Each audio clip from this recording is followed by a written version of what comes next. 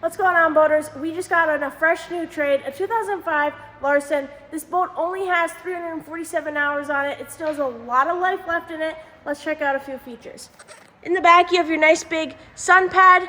You have your transom walkthrough. So close this off once you're in. Shut the back seat here. And now you have a nice bench in the back to hang out in. You have your co-captain and captain's chair. This boat is rated for 10 people, so bring your family and friends for a full day on the water.